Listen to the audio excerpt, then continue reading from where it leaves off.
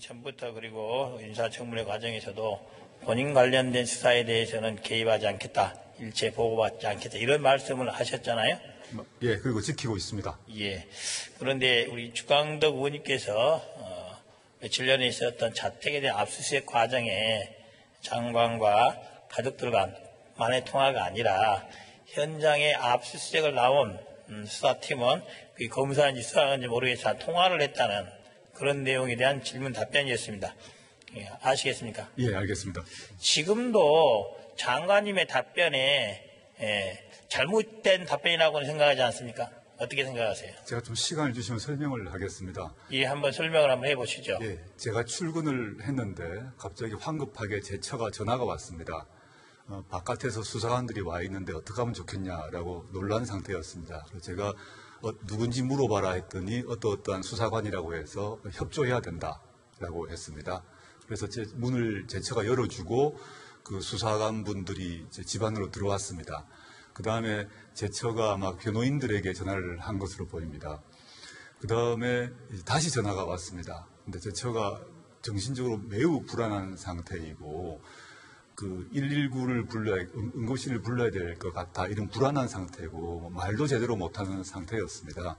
그래서 그 상황에서 제가 너무 걱정이 되고 제가 갈 수가 없었기 때문에 그 상태에서 말도 잘 못하고 불안한 상태에서 제 처가 옆에 있던 어떤 사람 누군지는 모르겠습니다. 이름을 얘기를 했는데 기억이 잘 나지 않는데요. 그분을 바꿔줘서 제 처가 심리적으로 너무 불안한 것 같으니까 압수수색을 진행을 하시되 제 처 건강 문제는 좀 챙겨달라 이렇게 말하고 끊었습니다. 그게 전부입니다.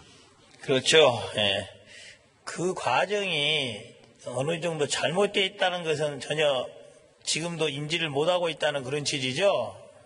예, 그렇습니다. 제가 가장으로서 그 정도 부탁은 할 수 있다고 생각했습니다. 예. 장관께서 그 전화를 담당자를 바꿔주라고 해서 전화가 바뀐 겁니까? 아니면은 배우자께서 전화를 장관한테 바꿔준 겁니까?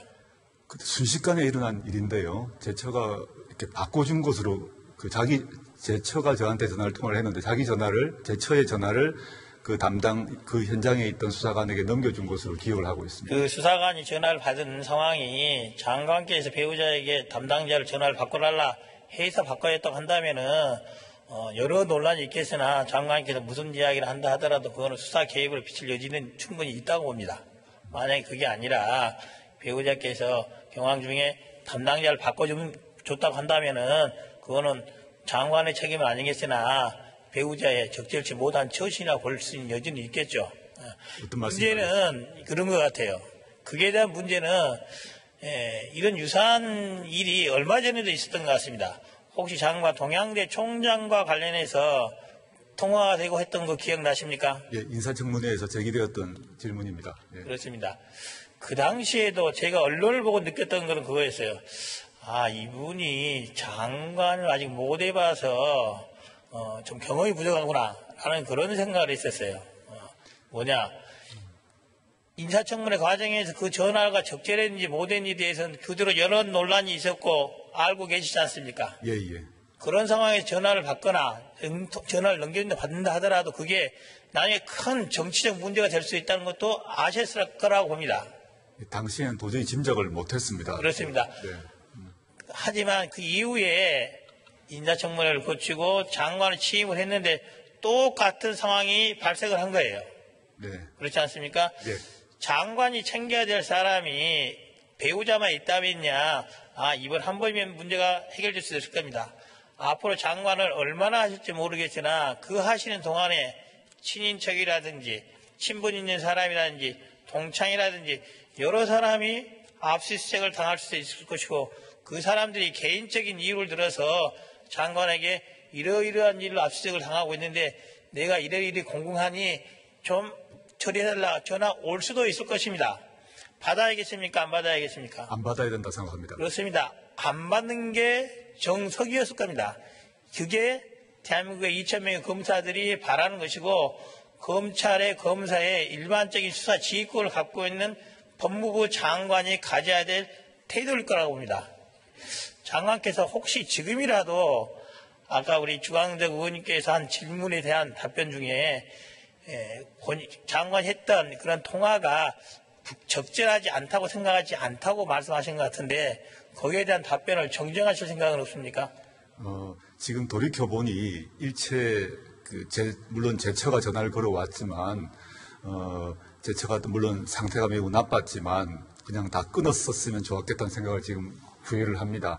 근데 그 상황에서는 너무 이제 119를 불러서 가야 될 상황이어서 저는 가장으로서 바깥에 있었기 때문에 꼭 건강을 부탁했고 대한민국 검사들이 좀 죄송하게 법무부에 장관에게 바라는 것은 배우자기나 어느 사람의 아버지로서 부모로서의 자격보다 처신보다는 법무부 장관으로서의 처신을 기대하고 있는 것입니다.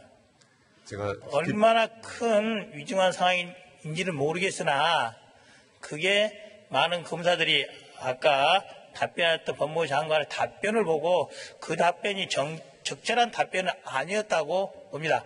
한번 유념히 생각해 보시고 추후에도 그와 같은 질문이 나온다고 한다면은 적절하지 못한 통화에 대해서는 충분히 사과를 하는 게 저는 맞다고 봅니다. 성찰하겠습니다. 죄송합니다. 예.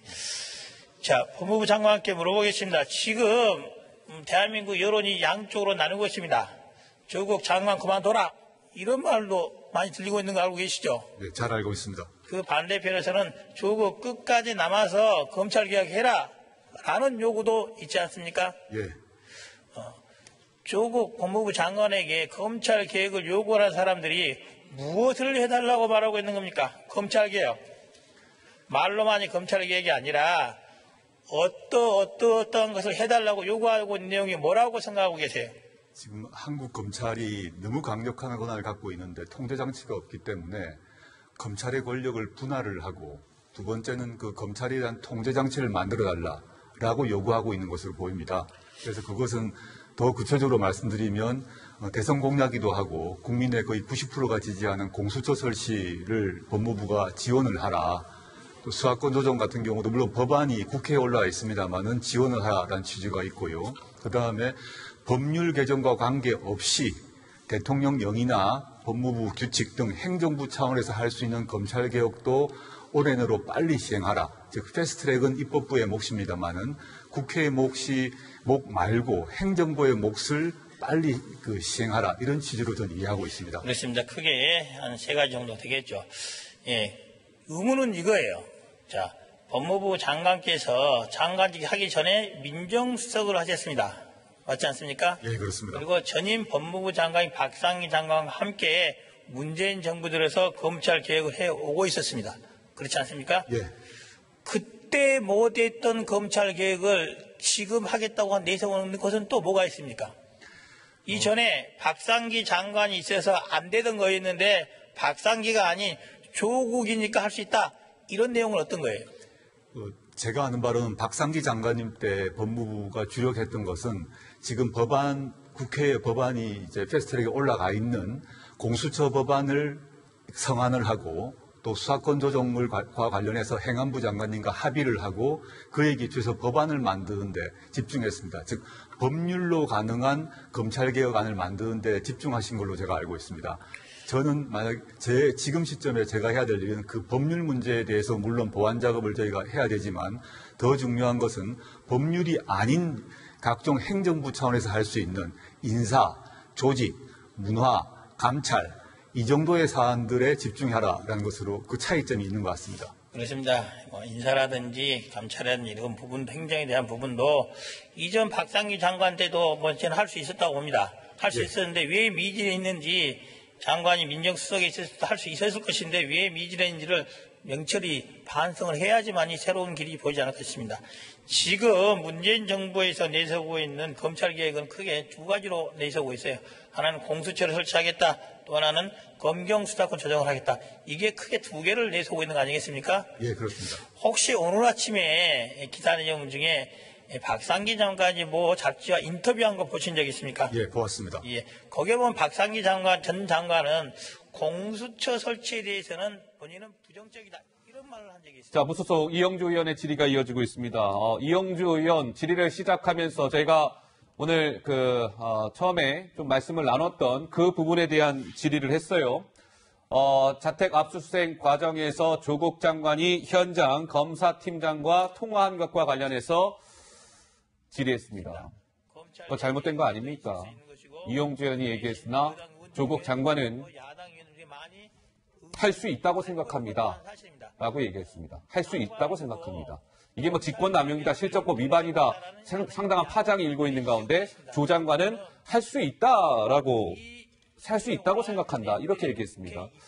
어떻습니까, 이준석 의원? 뭐 마지막에 죄송합니다라고 사과는 했습니까? 예, 이용주 의원이 워낙 조목조목 이제 이야기를 하다 보니까 먼저 수긍할 수밖에 없는 부분이 있었다, 저는 이렇게 보고요. 저는 사실 이게 그런데 이용주 의원이 지적한 내용과 관계없이 상징적으로 조국 장관이 앞으로 검찰 개혁의 적임자인가를 한번 살펴보게 되는 것이, 지금 이용주 의원 보면은 굉장히 합리적으로 조목조목 지적했고 언성을 높이거나 이렇게 한 것도 없습니다. 소위 말하는 검찰 권력이라는 것은 나쁜 모습을 보여준 것도 없습니다. 근데 검사 출신의 이용주 의원이 저렇게 이야기했을 때 조국 장관이 우선 첫째로 본인의 과오 때문에 도덕성 면에서 우선 먹고 들어가는 것도 있지만은 두 번째는 거기에 제대로 대응하는 모습도, 그러니까 기가 센 모습도 보여주지 못했어요. 그렇다면 과거에 우리가 노무현 대통령과 검사들의 대화에서 있었던 그 살벌함을 기억할 것입니다. 그런데 그보다도 지금 조국 장관이 기가 약한 상황 속에서 과연의 검찰 개혁을 하겠다고 본인이 계속 되뇌이고 있는데 그것이 현실성이 있는 것인지 아마 오늘 국민들은 이 장면을 계속 기억하게 될 겁니다. 지금 검찰과의 혈전을 벌여야 하는 상황 속에서 이미 본인의 도덕성 논란과 방금 했던 실수 때문에 상당한 타격을 입은 법무부 장관, 과연 적임자일까, 이 질문을 던지고 싶습니다. 저희는요, 이걸 생각해야 되는 것이죠. 어쨌든 그 현장 그 수사팀장하고 통화한 게 지금 일파만파 이 상황에서 정해가 됐다가 속개가 되고 그 첫 질문을 이용주 의원이 던졌는데 그거에 대한 조 장관의 첫 반응은 죄송합니다가 아니라 할 수 있다고 생각합니다였습니다. 그렇죠? 조 장관의 첫 반응은 그거였어요. 물론 마지막에 성찰하겠습니다. 죄송합니다. 라고 얘기했으나 글쎄요, 이 논란은 좀 계속될 것 같습니다. 어떻습니까? 이 공직자의 가장 바람직한 자세는 공과사를 구별하는 것입니다. 그런데 법무부 장관으로서의 엄중함, 그리고 그것을 부인이 전화를 바꿔줬다고 해서 바로 통화를 해서 현장 수사팀하고 통화했다는 것 자체는 조국 씨가 법무부 장관의 자유가 없다는 것을 단적으로 보여줍니다. 제가 동아일보 기자 시절에도 많은 부탁을 받습니다. 특종을 하려면 정말 악과 싸워서 맞서야 됩니다. 경찰관, 검사 다 마찬가지입니다. 그런데 본인의 집에 들이닥친 수사관에게 전화를 바꿔달라고 통화를 했다는 것 자체가 법무부 장관으로서의 엄정함을 잊어버린 것이죠. 그러니까 그 당시에 그런 전화가 왔다면 마음 가라앉히고 내가 법무부 장관이니까 압수수색하겠다면 받아라. 이것이 여태까지 조국이 얘기했던 검찰 개혁이고 공직자로서의 자세예요.